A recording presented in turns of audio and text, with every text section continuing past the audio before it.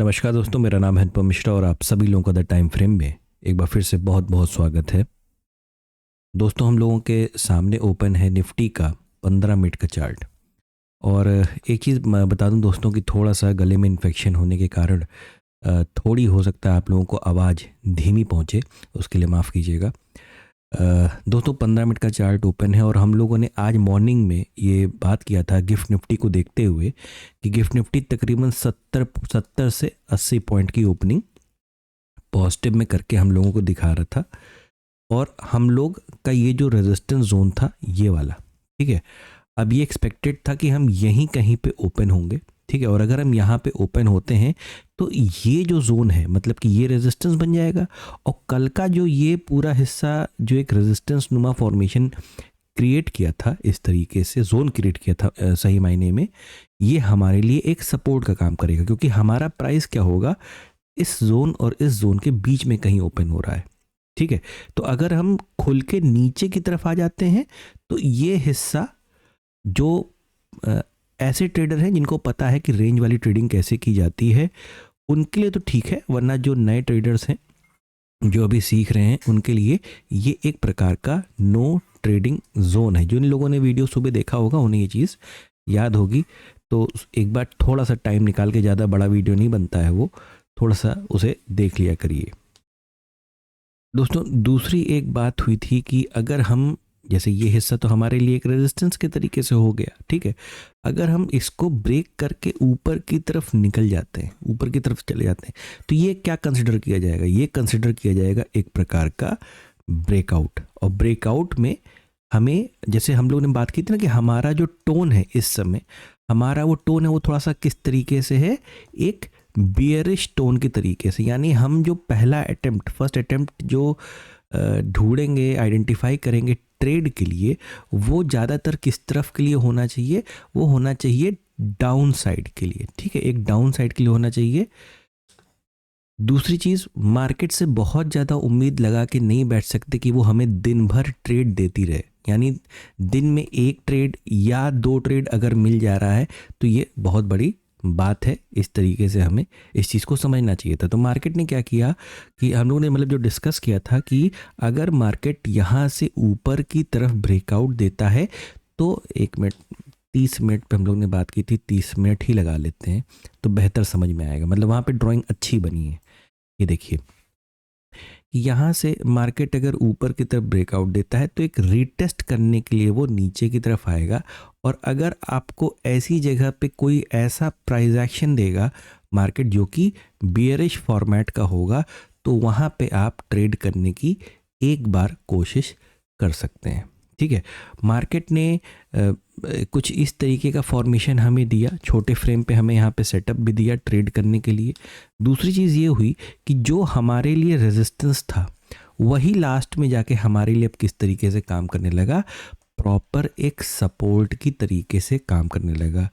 कुछ लोगों को इस पर्टिकुलर जोन पे जब मार्केट जब ऊपर से नीचे आके जब यहाँ पे सपोर्ट लेने लगा तो उसने एक स्पाइक ऊपर की तरफ लगाई।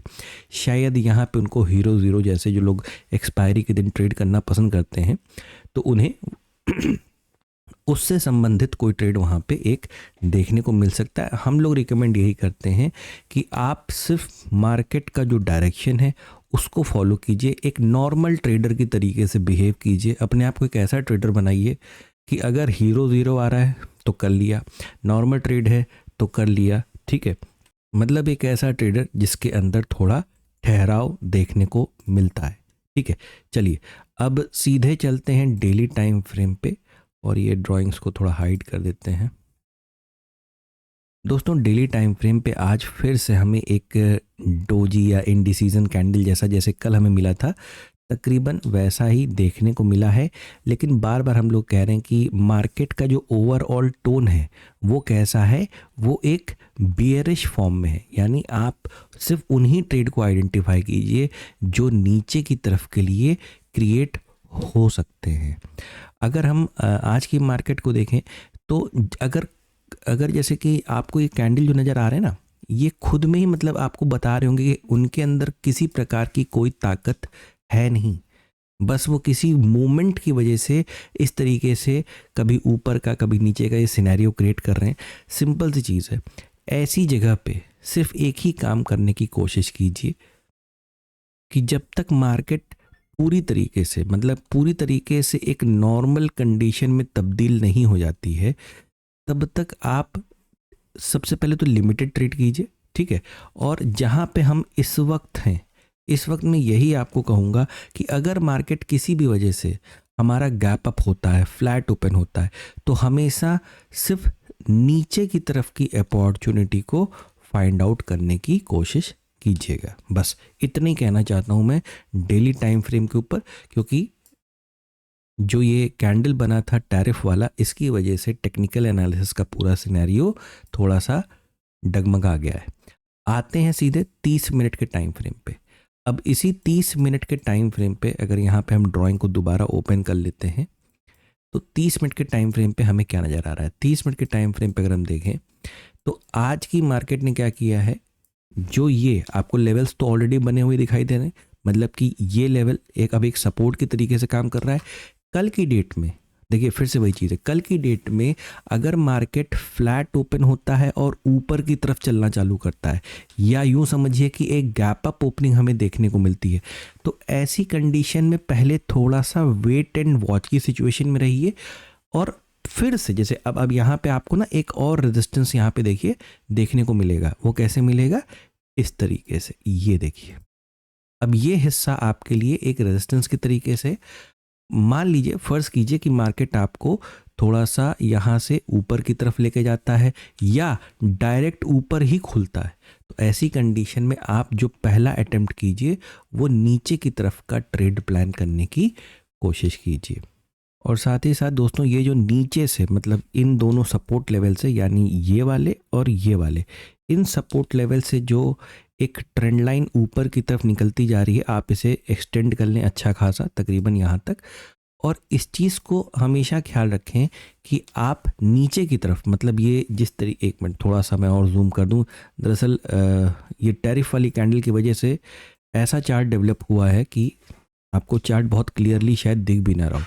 देखिए, ये इस तरीके के फॉर्मेशन की हमें थोड़ी सी कोशिश रखनी है कि हम ये वापस इसी ट्रेंड लाइन तक, यहाँ तक आते हुए नज़र आ सकते हैं। नीचे की तरफ जो हमें लेवल मिलेंगे वो यहाँ पे हमारे लिए सपोर्ट का काम करेंगे। तो अगर हम ऊपर से रेजिस्टेंस से सपोर्ट की तरफ आते हैं, तो यहाँ पे एक ट्रेड, दो ट्रेड, बस इतना ही करने की कोशिश कीजिएगा। मार्केट को ज़्यादातर कंडीशन में सेल ऑन राइज रखने की कोशिश कीजिएगा। दोस्तों, सीधे बैंक निफ्टी के 30 मिनट के चार्ट पे आते हैं। यहाँ पे भी मार्केट ने क्या किया है, आज एक नया लेवल दिया है, तकरीबन ये। अब ये हिस्सा कैसे काम करेगा, एक रेजिस्टेंस के तौर पे हम लोगों को काम करते हुए नज़र आएगा। और साथ ही साथ एक माइनर सा है ना, ये पिछले 2 दिन का अगर हम मिला लें तो एक माइनर सा यहाँ पे एक सपोर्ट लेवल कुछ ऐसा दिखाई दे रहा है। जैसे हमारा निफ्टी सपोर्ट पे आके रुका है, वैसे बैंक निफ्टी भी यहाँ सपोर्ट पे आके रुका है। इसमें भी यही बात की गई थी कल की आज के एनालिसिस में कि मार्केट को सेल ऑन राइज, कि रेजिस्टेंस से नीचे की तरफ बेचने की कोशिश कीजिएगा। साथ ही साथ कल के लिए जो है एनालिसिस बिल्कुल निफ्टी के ही तर्ज पे कि अगर हम फ्लैट ओपन होते हैं और ऊपर की तरफ जाते हैं, या हम सीधे यहाँ पे एक गैप अप ओपनिंग के साथ रेजिस्टेंस के आसपास खुलते हैं, तो रेजिस्टेंस से आप सेलिंग का कोई एक ट्रेड प्लान करने की कोशिश कीजिएगा, ठीक है। या जैसे मान लीजिए आप फ्लैट ओपन हुए और यहीं पे थोड़ा टाइम बिताने लगे किसी वजह से, जैसे कि एक इन दोनों लेवल्स के बीच में एक माइनर रेजिस्टेंस लेवल और बनेगा, जो कि कुछ इस तरीके से, ठीक है। तो मान लीजिए कि आप जो हैं यहाँ पे आए और यहाँ पे गए, तो आप यहाँ से भी एक सेलिंग का ट्रेड प्लान करने की कोशिश कीजिएगा कि अगर हम इस सपोर्ट लेवल को ब्रेक करते हैं तो इस लेवल को भी नोट कर लीजिए। ये है आपके लिए 60,580 और नीचे 60,000, 60,500 एक अच्छा नंबर है, राउंड फिगर है। और अगर इस लेवल को हम ब्रेक करते हैं तो ये जो आपको हल्का सा एक जैसे लग रहा है ना कि यहाँ पे गैप बाकी है, है ना। ये जैसे लग रहा है कि गैप का फॉर्मेशन बाकी है, तो ये तो एक ऑलरेडी एक सपोर्ट की तरीके से है। लेकिन कई बार हम लोगों ने बात की है कि सपोर्ट एक रुकावट हो सकती है, मार्केट को रोक नहीं सकता। तो अगर ये लेवल भी हम तोड़ते हैं 60,500 का, तो नीचे की तरफ ये जो लेवल है तकरीबन 60,400 या 60,350 तक का लेवल हमें नीचे की तरफ भी देखने को मिल सकता है। दोस्तों एक बार और देख लीजिए निफ्टी को। निफ्टी में हमारे पास जैसे बैंक निफ्टी में एक माइनर सपोर्ट लेवल है, वैसा कोई लेवल हमारे पास अ, अ, उसमें नहीं है। मतलब कि ये एक सेकंड एक सेकंड एक सेकंड, अच्छा हाँ, एक सेकंड बस। ये लेवल, इस लेवल को माफ़ कीजिएगा मुझे, इस लेवल को भी एक माइनर रेजिस्टेंस की तरीके से ट्रीट करिएगा। जैसे आप चार्ट को और छोटा करेंगे ना 15 मिनट के चार्ट पे, तो देखिए यहीं से मार्केट आपको घूमता हुआ नज़र भी आया। तो कल का सेशन थोड़ा सा बेयरिश में ही मैं रखना पसंद करूँगा, जैसे पिछले 2 दिन से हम लोग कर रहे हैं। तो सिंपल सी चीज़ है कि अगर यहाँ से फ्लैट होते हैं, ऊपर जाते हैं तो नीचे की तरफ का, और डायरेक्ट अगर ऊपर खुलते हैं यहाँ पे या यहाँ पे, तो पहला अटेम्प्ट हमेशा नीचे की तरफ का। दोस्तों बस इतना ही है एनालिसिस निफ्टी और बैंक निफ्टी का। थोड़ा सा गले में तकलीफ़ होने के कारण आपको बहुत अच्छे से शायद ना एक्सप्लेन कर पाया हूँ, उसके लिए माफ़ी चाहूँगा। आशा करता हूँ आपको एनालिसिस पसंद आया होगा, अच्छा लगा होगा। अगर आपको एनालिसिस अच्छा लगे तो please like, subscribe and share my channel. धन्यवाद, नमस्कार।